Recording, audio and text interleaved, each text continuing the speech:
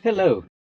Earlier this week, I had published a video on Tesla software version 12, also called 2024.14.8. Since then, I've got one more update downloaded and installed on my car, which is the 2024.14.9 with minor fixes. I had promised to do a more detailed review of all the improvements added with version 12, because for me personally, that's been a big jump from the version 8 software that I was having earlier. So today what we'll do is we'll go through the listed improvements, starting with 2024.14.9, and take a look at some of the improvements in more detail. So fasten your seatbelts and enjoy the ride. We're looking at the release notes from 2024.14.9. We must remember that in North America, version 12 comes with FSD. Here in Germany, at least, we do not have full self-driving. We all know about the visual updates, the user interface with the high resolution model of the Tesla. It's fantastic. It elevates your visual experience with the following updates, as it says in the release notes. Immersive full screen vehicle controls when you're parked, large playback controls, and quick access to recent favorites and up next in the media player. Expandable autopilot driving visualizations with a smaller map in the top right for guidance. So that's the smaller map over there, which you can pull and expand if you like by clicking on it. But otherwise, it stays in the minimized condition on the top right. If I shift to forward and expand the screen, because you can do that with software version 12, there comes the enhanced 3D visualization. Well, I'd like to go forward, but as you can see, my garage door is only partially open, so the car senses it and of course says stop. A shift to reverse, again, similar parking visualization. I cannot expand because the cameras have to be on in reverse. Shift back to park. Today, we're going to take the car out on the road so you can actually see some of the other improvements like the large font speedometer, the navigation minimized to the top right, the trip progress bar, and also the fidelity of the other vehicles that you see on the display. So let's take her for a spin.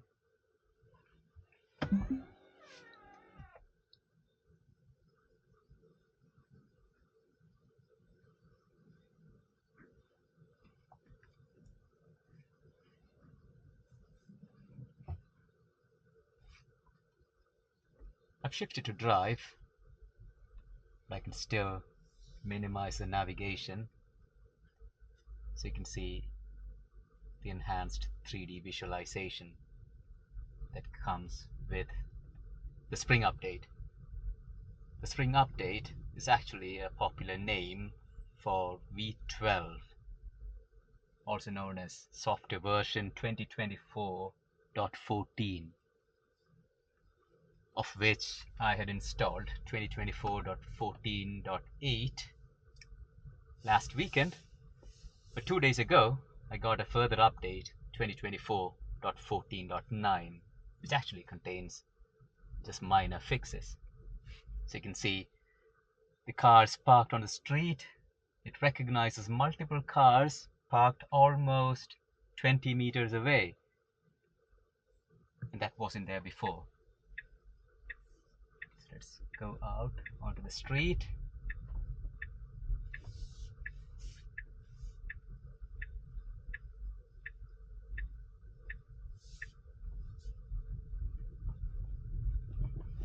You see a person walking on the road, another person on the left.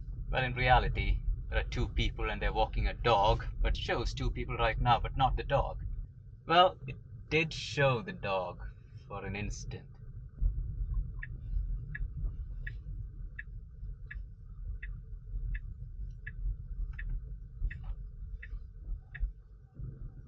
You can see the speedometer, which is shown in very large font now. You can also see vertically the regen bar. That used to be horizontal on the top. in the previous version, but it takes much less space now, being vertical and on the extreme left. Just take a note of all the cars parked on the street. Very realistic reproduction. I've also noticed that if the car goes near other machinery on wheels like a crane or a boat trailer or so on, it just depicts them as large trucks.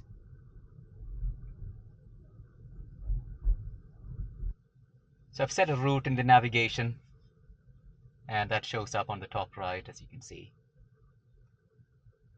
But the progress shows here in larger font next to the multimedia menu.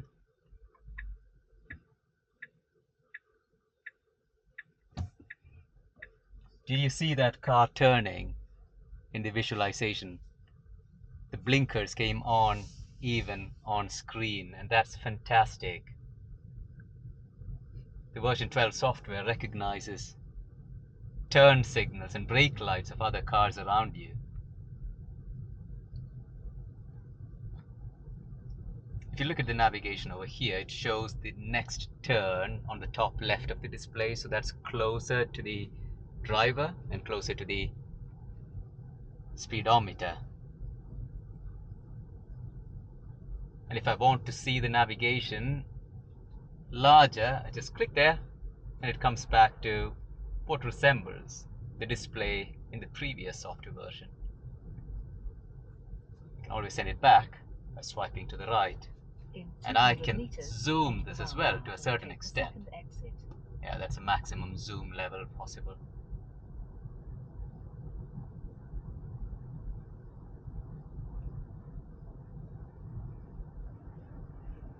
Now enter the roundabout and take the second exit. Again, notice the other vehicles on the road that are displayed on the screen. Much better fidelity.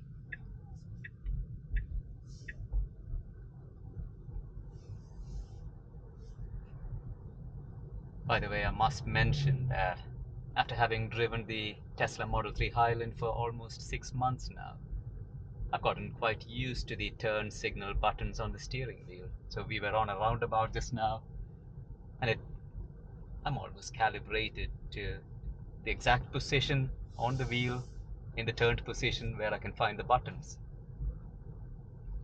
We're passing a parking lot on the right and see all the cars parked there. But in future, it might even recognize the brands of all those vehicles.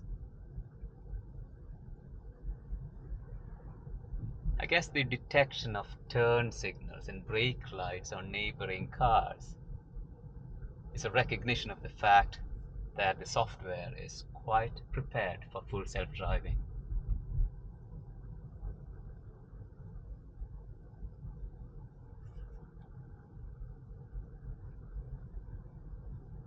By the way, I'm not sure if I have adaptive high beams enabled, so let's just turn that on. Lights.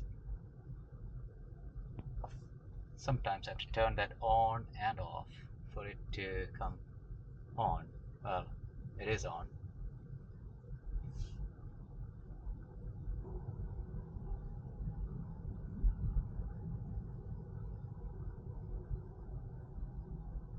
Recognizes the speed sign over there, the speed limit, but I guess that was there with the previous software version as well, prior to version 12.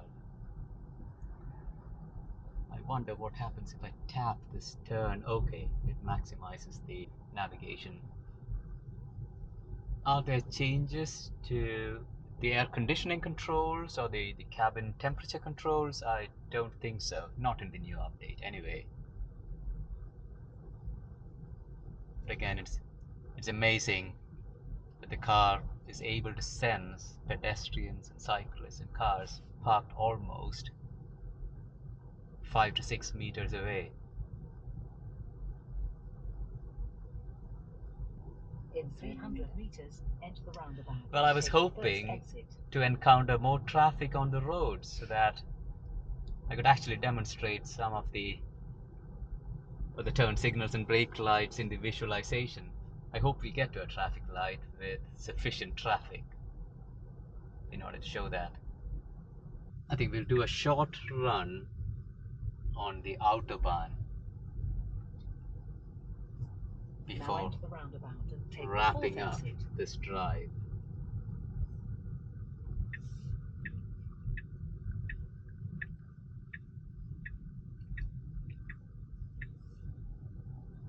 And on the autobahn, or the highway, I'll demonstrate auto steer as it appears with V12.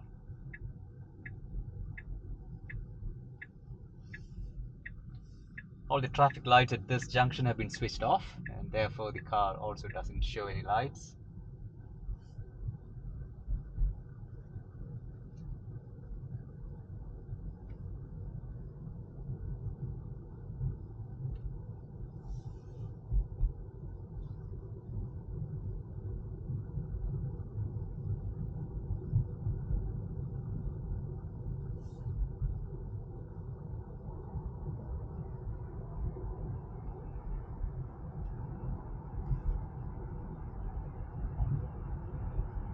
You can see the region bar over there.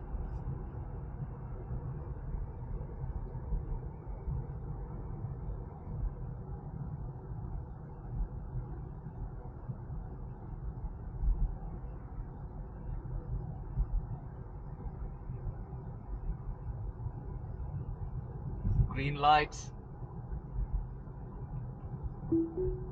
Now I've turned on auto steer.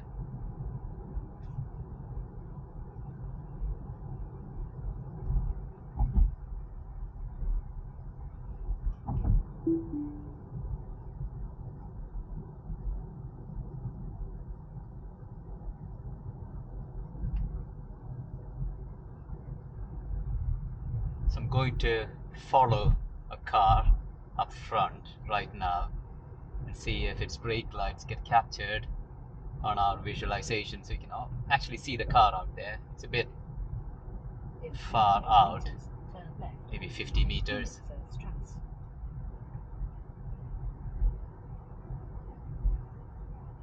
And we have a red light there, so I should be able to stop just behind that car.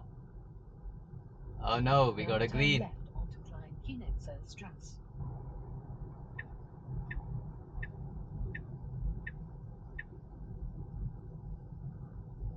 So you can see the adaptive headlights have swung into action right now. I'm not sure why they weren't working before, but the blue icon here shows that the adaptive high beams are in action. If you watch closely, you can see the turn signals in the visualization as well. So this car's turn signals are blinking. Let me zoom that in once more. Yes.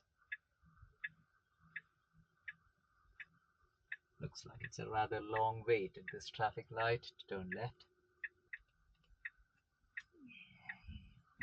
Okay, we've got our left turn signal.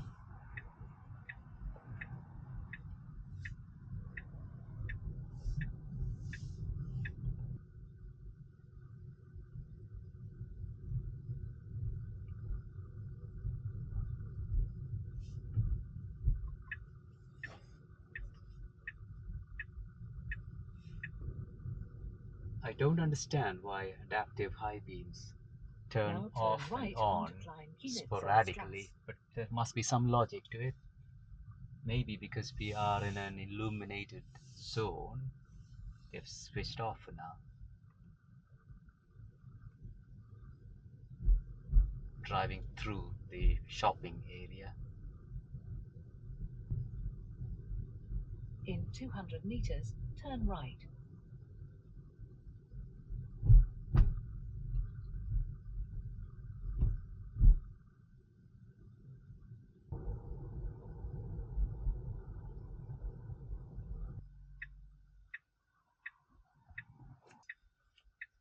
Oh, that's interesting. It actually shows the turn signals painted on the road. That's really useful because often, especially if you're in a new city or a new place, you actually don't know whether the lane you're on is a straight lane or a left turn or a right turn. That's great. See how well illuminated the highway is. Another set of lights.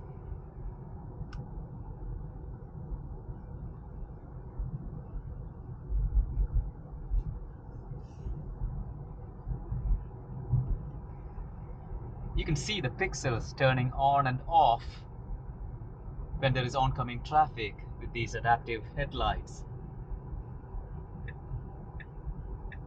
Yeah, so it senses a car approaching and it switches off a few pixels over there, but still keeps the high beams on for enhanced visibility.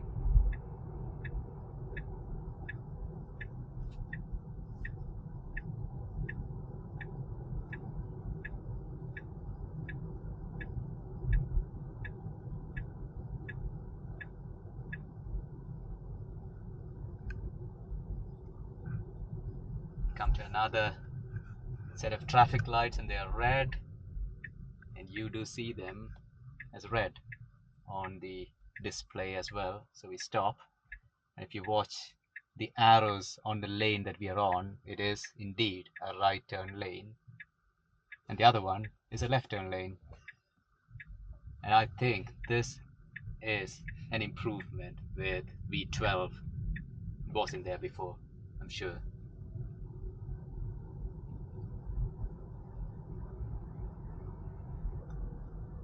These traffic lights have been switched off, so nothing shows up on the display either. There we have an oncoming vehicle, and a few pixels get switched off on the adaptive headlamps. Now we're approaching a roundabout.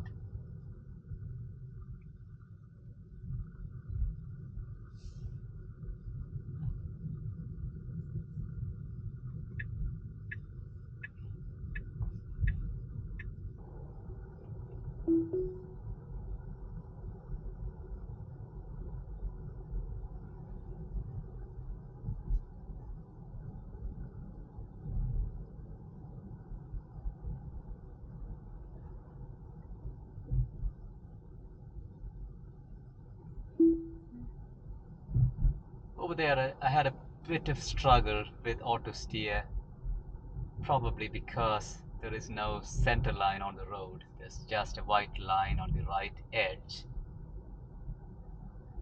and another white line on the left edge of the road, and the car was trying to center itself on the whole 2-lane road right in the middle, which is not what you want on a single lane road. So I had a bit of struggle pulling the car to the right while it was trying to pull to the left in order to center itself on a 2-lane road without a center line. So it's best to turn on auto steer when the left and the right lines on your lane are carefully marked, and you'd rather not use it when there are no lane markings at all. So here's a test of the regeneration. Watch the regen bar, the vertical bar on the left, and I'm going to take my foot off the accelerator. It shows up as green there, showing almost 100% regeneration capability, so I don't have to hit the brakes.